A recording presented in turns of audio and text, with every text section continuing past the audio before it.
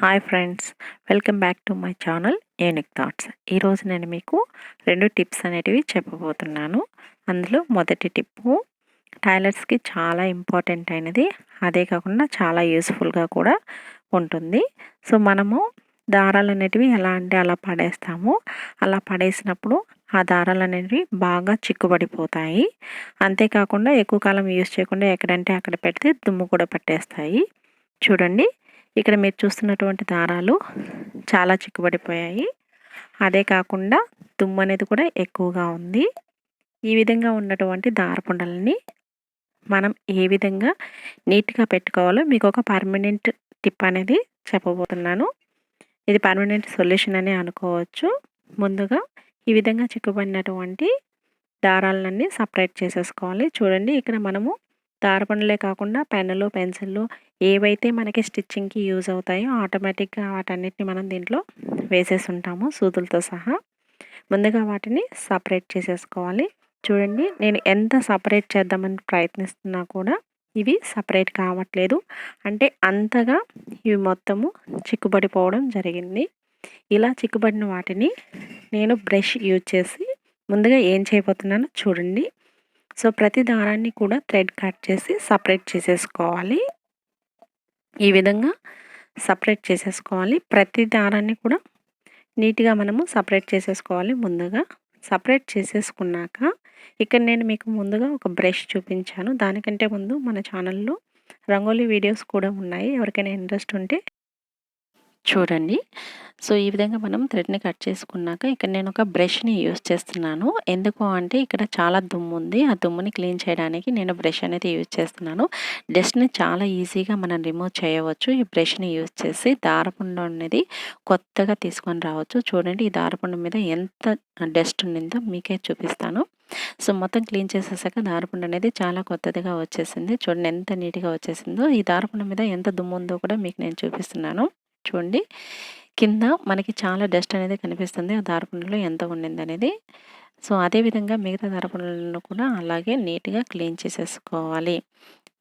ఇలాగే మనం క్లీన్ చేసుకోవడం వల్ల మనకి డస్ట్ అనేది లేకుండా నీట్గా వచ్చేస్తుంది.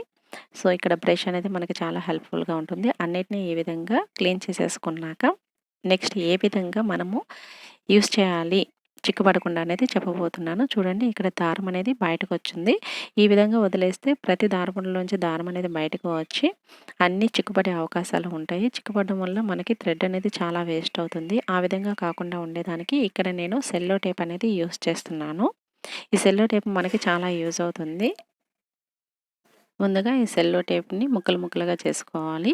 సో మనకి ఎంతైతే కావాలనుకుంటామో అంత తీసుకొని సేమ్ సైజ్ పీస్ని మనం కట్ చేసేసుకోవాలి. మనకి ఎన్ని దారపుండలు ఉన్నాయో కౌంట్ చేసుకొని అన్ని దారపుండలకి అన్ని సెల్లో టేప్లు ఉండేటట్టు చూసుకోవచ్చు.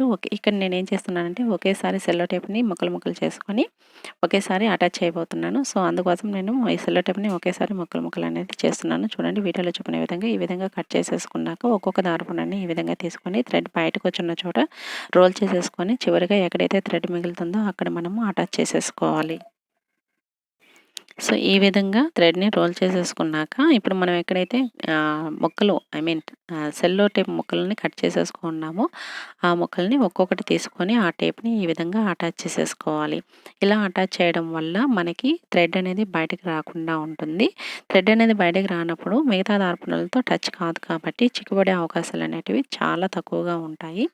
అసలు తక్కువ కాదు, అసలు చిక్కుపడే అవకాశమే ఉండదు. ఎందుకంటే మనం ప్రతి దారపుండకి కూడా ఈ విధంగా సెల్లో టేప్ అనేది వేసుకుంటున్నాం కాబట్టి ఎట్టి పరిస్థితుల్లోనూ ఒక దారపుండ నుంచి ఇంకో దారపుండకి థ్రెడ్ అనేది స్ప్రెడ్ అయ్యి చిక్కుపడే అవకాశాలు అనేటివి అస్సలు ఉండవు. ఇది పర్మనెంట్ సొల్యూషన్ అండి మీకు నేను చెప్పబోతున్నది. సో చూడండి, మీరే చూస్తున్నారు మీ కళ్ళతో. ఇప్పుడు నేను పక్కనే దారపుండలు పెట్టినా కూడా మనకి దారం అనేది బయటికి రాదు. సో ఇది మీకు ఫస్ట్ టిప్, చాలా యూజ్ అవుతుంది టైలర్స్కి. ఒకవేళ మనం యూజ్ చేయాలనుకుంటే ఎలా చేయాలి? ఈ విధంగా మనం ఏదైతే టేప్ అటాచ్ చేస్తున్నామో ఆ టేప్ని రిమూవ్ చేసేసి మనకి యూస్ మనకి వాడాలనుకున్నప్పుడు ఈ విధంగా వాడేసుకోవాలి.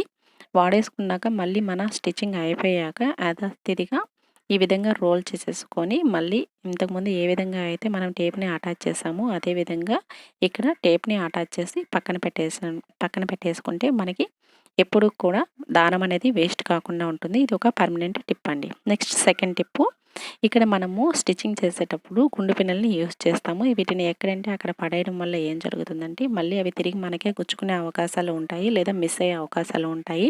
మనకు అవసరమైనప్పుడు కనిపించకుండా పోతాయి. అలా కాకుండా నీట్‌గా పెట్టుకోవాలంటే ఏ విధంగా చేయాలి? ఇక్కడ నేను ఒక మ్యాగ్నెట్ అనేది యూజ్ చేస్తున్నాను. చూడండి, ఇది మ్యాగ్నెట్ అని చూపించడానికి వాటన్నిటిని ఒకేసారి దీనికి అతికిస్తున్నాను. సో, ఈ విధంగా నేను మ్యాగ్నెట్ అనేది యూజ్ చేస్తున్నాను. ముందుగా ఈ మ్యాగ్నెట్ ఎలా యూజ్ చేయాలో చెప్పబోయే ముందు ఈ నీడిల్స్ అన్నీ పక్కకి పెట్టేసుకోవాలి. ఈ గుండు పిన్స్ అన్నీ తీసేసుకున్నాక ఇప్పుడు మనం ఒక ఆర్డర్‌లో నీడిల్స్ అన్నిటిని నీట్‌గా పెట్టేసుకోవాలి. చూడండి, వీడియోలో చెప్పిన విధంగా ఒక్కొక్కటి నీట్‌గా ఈ విధంగా అటాచ్ చేసేసుకోవాలి మ్యాగ్నెట్‌కి.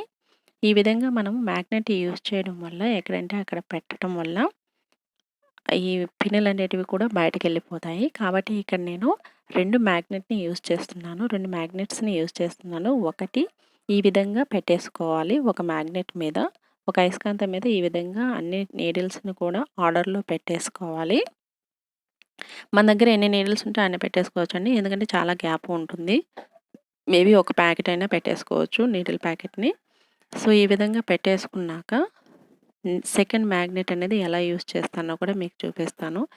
2 అయస్కాంతం అనేది ఎందుకు యూజ్ చేస్తున్నాం అనేది కూడా నేను మీకు చెప్తాను. సో, ఈ విధంగా మొత్తం నీట్‌గా ఇలా సెట్ చేసేసుకోవాలి. సెట్ చేసేసుకున్నాక ఇక్కడ 2 మ్యాగ్నెట్ అనేది యూజ్ చేస్తున్నాను. ఎక్కడైతే మనం ఫస్ట్ అయస్కాంతం మీద నీడిల్స్ అన్నీ సెట్ చేసేస్తున్నామో దాని మీద ఈ 2 అయస్కాంతం అనేది అటాచ్ చేసేసుకోవాలి. ఎగ్జాక్ట్‌గా మిడిల్‌లో మనం సెట్ చేసేసుకోవాలి. ఇలా సెట్ చేసుకున్న వల్ల ఏమవుతుంది అంటే నీడిల్స్ అనేటివి బయటకి రాకుండా ఉంటాయి. 2 మ్యాగ్నెట్స్‌కి మిడిల్‌లో ఉంటాయి. చూడండి, మనం స్టిచ్ చేసేటప్పుడు మనకి ఏ ప్లేస్‌లో పెట్టుకుంటే మనకి నీడిల్స్ అనేటివి అనుకూలంగా ఉంటాయి, తీసుకునేదానికి ఈజీగా ఉంటుందో చూసుకొని ఆ ప్లేస్‌లో మిషన్ మీద మనం సెట్ చేసేసుకోవాలి. మిషన్ అనేది ఐరన్ కాబట్టి అయస్కాంతం చాలా ఈజీగా అతుక్కుంటుంది.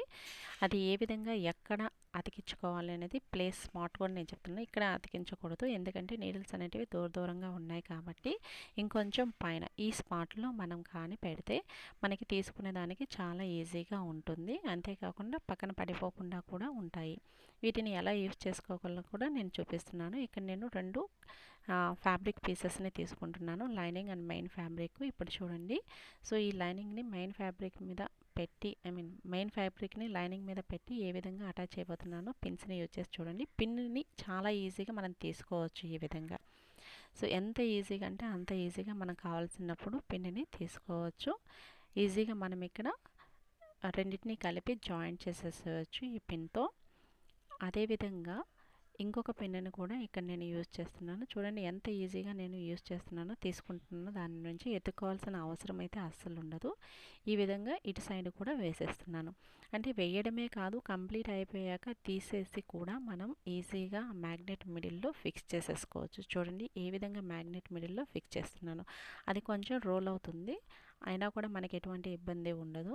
చూడండి, సెకండ్ నీడిల్ను కూడా నేను సెట్ చేసేస్తున్నాను ఈ విధంగా. ఎందుకంటే అన్ని పిన్స్ ఉండడం వల్ల ఆ 2 మ్యాగ్నెట్స్ మధ్యలో గ్యాప్ అనేది ఉంటుంది. ఆ గ్యాప్లో మనం నీడిల్ అనేది పెట్టడం చాలా ఈజీగా అవుతుంది కాబట్టి మనం ఎతుక్కోకుండా చాలా ఈజీగా ఉంటుంది. ఈ వీడియోలో మీకు నచ్చినట్లయితే లైక్ చేసి సబ్స్క్రైబ్ చేయండి. Thank you.